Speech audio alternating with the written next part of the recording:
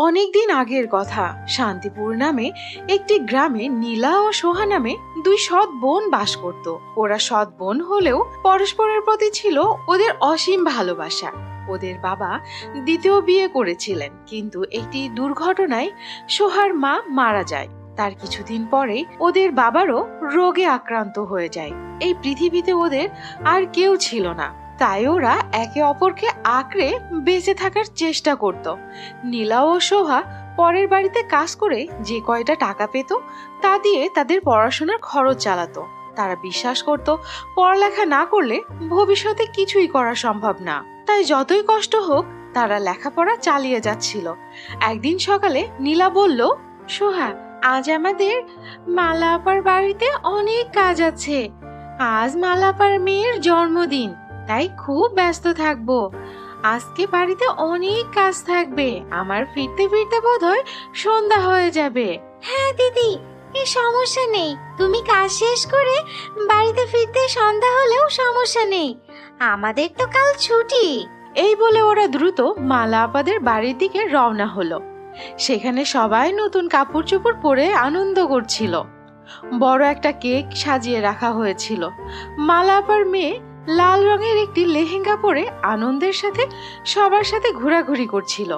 এই দৃশ্য দেখে নীলার মন খারাপ হয়ে যায় এবং সে বলল, দেখ সোহা, আজ যদি আমাদের বাবা মা বেঁচে থাকতো তাহলে আমরা কতই না ভালো দিন কাটাইতে পারতাম, আমাদেরও জন্মদিন পালন করত। কিন্তু এখন কি আর করার, আমাদের তো আর বাবা মা নেই। তুই মন খারাপ করিস না দিদি, দেখ সবকিছু ঠিক হয়ে যাবে, আমাদেরও একটা সময় আসবে। এই বলে সোহা তার চোখ মুছল এবং কাজ করতে শুরু করলো। অতিথিদের মাঝে খাবার পরিবেশন করতেছিল। হঠাৎ করে সোহার হাত থেকে একটি জুসের গ্লাস লেগে মালা আপার মেয়ের সুন্দর লেহেঙ্গাটা নষ্ট হয়ে যায় এবং মালা আপার মেয়ে চিৎকার করে উঠল, তুই এটা কি করছিস? হ্যাঁ, আমার সৌন্দর্য দেখে তোর হিংসা হচ্ছে তাই না? আমার সুন্দর লেহেঙ্গাটা নষ্ট করে দিলি। না না, এটা ভুলে হয়ে গেছে, আমি তোমাদের কাছে ক্ষমা চাচ্ছি। মালা আপার মেয়ে রেগে গিয়ে তার মাকে ডেকে বলল, মা দেখো, এই মেয়েটা হচ্ছে আমার জন্মদিনটাই নষ্ট করে দিল। এই মেয়েটা আমাকে হিংসা করে, দেখো আমার সুন্দর লেহেঙ্গাটা নষ্ট করে দিয়েছে। এই মেয়ে, আমাদের বাড়িতে কাজ করতে করতে তোমার অনেক বেশি সাহস হয়ে গেছে না? এই মেয়ে, তোমাদের বাড়ি থেকে বের করে দিব। তোমাদের এত সাহস, আমার মেয়ের জন্মদিনের লেহেঙ্গাটা তুমি নষ্ট করে দিয়েছো। তোমাদের জন্য আমার মেয়ের জন্মদিনটা নষ্ট হয়ে গেল। তোমাদের এ মাসে আমি আর কোনো বেতনই দিব না। নীলা ও সোহা অনেকবার ক্ষমা চাওয়ার পরেও কোনো ফল হলো না। নীলা ও সোহাকে বাড়ি থেকে বের করে দিল। নীলা ও সোহা নিরুপায় হয়ে মন খারাপ করে তাদের বাড়ি থেকে চলে আসলো। সারাদিন কাজ করে ক্ষুধার্ত ছিল। ওরা পথে পথে ঘুরে বেড়াচ্ছিল। পথে যাওয়ার সময় ওরা এক জঙ্গলের পাশে চকচকে কি যেন একটি বস্তু দেখতে পেল। নীলা বলে উঠল, এই সোহা, দেখ, ওখানে কি যেন একটা চকচক করছে, চল তো গিয়ে দেখে আসি। এই বলে সোহা ও নীলা এগিয়ে গেল এবং সেখানে গিয়ে দেখলো একটা পরী অজ্ঞান হয়ে পড়ে আছে। তারা পরীকে সাহায্য করার জন্য পাশের পুকুর থেকে পানি নিয়ে আনে। পরীর মাথায় ঢাললো, কিন্তু পরীর জ্ঞান ফিরছিল না। ওরা পরীকে অনেক কষ্ট করে বাড়িতে নিয়ে গেল। পরীকে সারা রাত ধরে জলপটি দিল এবং মাথায় মালিশ করে দিল। সকালে পরীর জ্ঞান ফিরলে সে অবাক হয়ে বলল, আমি এখানে কিভাবে এলাম? আমার শরীর এত ভালো লাগছে কি করে? নীলা ও সোহা পরীকে সব ঘটনা খুলে বলল। পরী কৃতজ্ঞ হয়ে বলল, তোমরা যদি আমাকে সাহায্য না করতে তাহলে হয়তো আমি বাঁচতামই না। তোমাদের এই ভালো কাজের জন্য আমি তোমাদেরকে কিছু উপহার দিতে চাই। এই নাও, এই দুইটি লেহেঙ্গা তোমাদের জন্য, একটি সোনার লেহেঙ্গা, একটি রূপার লেহেঙ্গা। এই জাদুর লেহেঙ্গাগুলো তোমাকে অনেক সাহায্য করবে। এই বলে পরী উধাও হয়ে গেল। নীলা বলল, সোহা, তুই সোনার লেহেঙ্গা আর সোহা, তুই সোনার লেহেঙ্গাটা রাখ, আমি বরং রূপার লেহেঙ্গাটা রাখি। না দিদি, তুমি বড়, তাই তুমি সোনার লেহেঙ্গা রাখো, আমি রূপার লেহেঙ্গা রাখি। এই বলে দুই বোন তর্ক করতে লাগলো। অবশেষে নীলা পরল সোনার লেহেঙ্গা আর সোহা পরল রূপার লেহেঙ্গা। লেহেঙ্গা পরার সাথে সাথে তার জাদু দেখাতে শুরু করলো। নীলা যখন ভাবলো ইস একটা সুন্দর বাড়ি হতো, ঠিক তখনই সামনে একটি বিশাল প্রকট হলো একটা সুন্দর বাড়ি। বুঝতে পারলো লেহেঙ্গার দুইটি জাদুর লেহেঙ্গা, এটি তাদের জন্য অনেক ভালো কিছু বয়ে নিয়ে আসবে। তারা সেই বাড়িতে থাকতে শুরু করলো এবং সেই জাদুর লেহেঙ্গার মাধ্যমে গ্রামের অসহায় মানুষদের সাহায্য করতে লাগলো। এমন করে বেশ কয়েকদিন কেটে গেল। একদিন সেই পরীর সাথে তাদের আবার দেখা হলো। পরী তাদের দেখে বলল, আমি তোমাদের সঠিক চিনেছি। আমি জানি তোমরা খুব ভালো মনের মানুষ। তোমাদেরকে আমি এই লেহেঙ্গা উপহার দিয়েছি। তোমরা এই লেহেঙ্গার মাধ্যমে শহর এবং গ্রামের অসহায় মানুষদের সাহায্য করবে। এরপর থেকে নীলা ও সোহা একে অপরকে আঁকড়ে ধরে সুন্দরভাবে জীবনযাপন করতে লাগলো। বন্ধুরা, গল্পটি কেমন লাগলো? নতুন নতুন গল্প পেতে আমাদের সাথেই থাকো। আর হ্যাঁ, সাবস্ক্রাইব করতে কিন্তু ভুলো না। একটা সুন্দর আর শান্ত গ্রামের নাম কৃষ্ণপুর। সেখানে আনিতা নামের একটা মেয়ে ছিল। সে তার সৎ বোন ভিনিতা আর সুনিতা তাদের সাথে থাকতো। আনিতা ছিল খুবই নিষ্পাপ আর পরিশ্রমী, কিন্তু তার সৎ বোনেরা একদম আলাদা। তারা ছিল লোলুপ এবং চালাক প্রকৃতির। আনিতার জীবন ছিল খুব দুঃখে ভরা। তার বাবা মা মৃত্যুর পর মাও অসুস্থ হয়ে মারা গেলেন। তারপর থেকে ভিনিতা আর সুনিতা আনিতার উপর অত্যাচার করতে থাকে। একদিন গ্রামে একটা খবর ছড়ালো, গ্রামের পরিচ্ছন্নতার জন্য কাউকে নিয়োগ দেওয়া হবে এবং কাজ করা ব্যক্তিদের ভালো টাকা দেওয়া হবে। বিনেতা আর সুনিতা যখন এই খবর শুনলো, তখন তারা দ্রুত একটা ভাবনা করলো। ধরো যদি আমরা আনিতার মাধ্যমে পুরো গ্রাম পরিষ্কার করিয়ে নেই আর সরপঞ্চের থেকে টাকা নিয়ে শপিং করতে পারবো, তাহলে কেমন হবে? হ্যাঁ হ্যাঁ, আরে বা, এত সুন্দর আইডিয়া তোর মাথায় কি করে আসে রে? তাছাড়া আনিতার কি সাহস আছে যে আমাদের সাথে এরকম করে কথা বলবে আর আমাদের কথা শুনবে না? তারা দুজনেই সঙ্গে সঙ্গে সরপঞ্চের বাড়িতে চলে গেলেন। নমস্কার সরপঞ্চজি, আমরা শুনেছি আপনি গায়ের গ্রামের সব ময়লা পরিষ্কার করাবেন, এই জন্য কাউকে রাখতে চাচ্ছেন। হ্যাঁ, একদম ঠিক শুনেছ।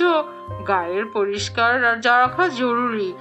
গ্রামগঞ্জ যদি পরিষ্কার না থাকে তাহলে কেমন হবে? তোমরা কি এই কাজটা করতে পারো? হ্যাঁ হ্যাঁ জনাব, আমরা দুজন মিলে পুরো কাজটা সেরে ফেলবো।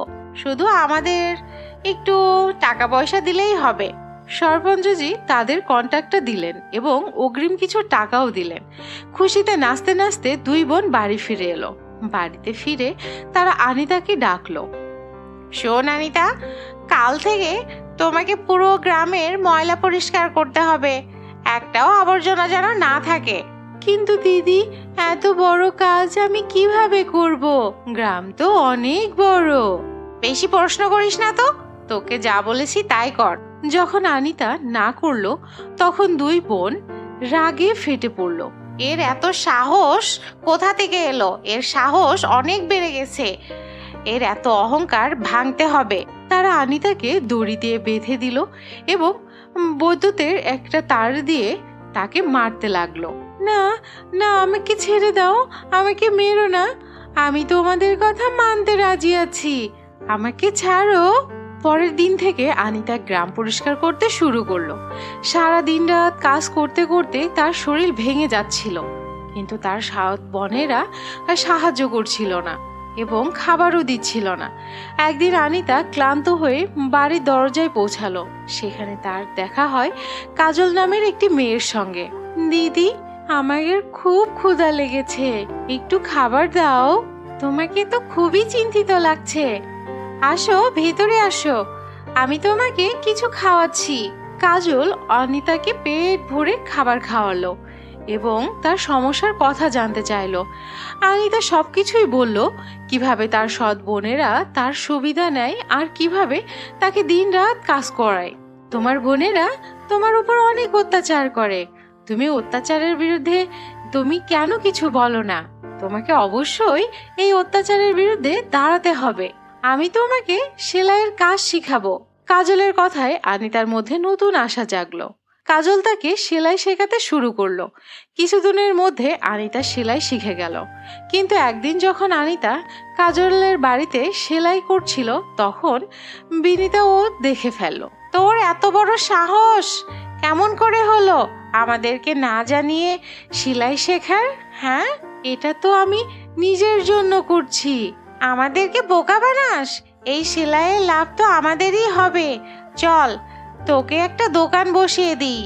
আমরা দুই বোন একটা সেলাইয়ের দোকান খুলবো, আর তুই ওখানে বসবি। আনিতা সারাদিন মানুষের কাপড় চোপড় সেলাই করত, কিন্তু টাকা বিনিতা আর সুনিতার কাছেই চলে যেত। আনিতার কাছে নতুন কোনো কাপড়ও ছিল না, শান্তিও ছিল না। একদিন আনিতা দোকানের কাজ করছিল, তখন সেখানে দুই সুন্দরী পরী মেয়ে এলো। আমরা দুই যমজ বোন, আর আমাদের আরো একটা বোন আছে। আমাদের 3 বোন বিয়ে হতে চলেছে।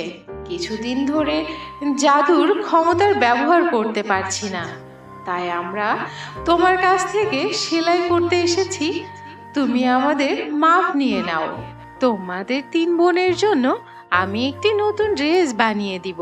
তারা 3 বোনের মাপ নিয়ে নিল এবং একটি ঠিকানা দিল, যেখানে তাদের ঠিকানা লেখা ছিল। আনিতার কাজ শুরু হলো। যখন বিনীত এবং সুনীত সেই পোশাকগুলো দেখলো, তখন তারা তৎক্ষণাৎ আরেকটা পরিকল্পনা করলো। আমি শুনেছি পরীদের কাছে জাদুর ক্ষমতা থাকে এবং তাদের কাছে অনেক ধন জহরত থাকে, আর এই ধন জহরতই চুরি করতে হবে। হ্যাঁ হ্যাঁ বোন, তুই ঠিক বলেছিস। তাদের জাদুর জিনিসগুলো আমাদের কাছে রাখতে হবে।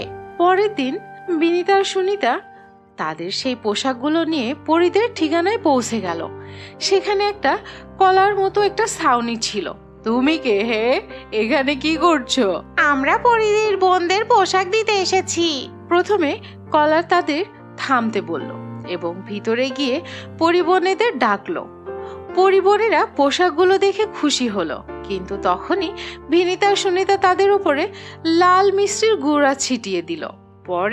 পরে পরিবনেরা অসুস্থ হয়ে পড়ল। বিনীতা আর সুনিতা তাদের অচেতন করে তাদের থেকে চুরি করে নিল তাদের সম্পদ। তারপর দুজন সেটাকে আকাশে উড়িয়ে তাদের গ্রামে চলে গেল। বিনীতা আর সুনিতা তাদের কাছ থেকে জাদুর লাঠি ছিনিয়ে নিল। তারপর তারা সেটাকে কাজে লাগিয়ে উড়িয়ে গ্রামে চলে গেল। যখন পরিবনেরা মা জানলো কি ঘটেছে, তখন তিনি রেগে ভরে অকাল শক্তি নিয়ে বিনীতা ও সুনিতার সামনে এসে দাঁড়ালো।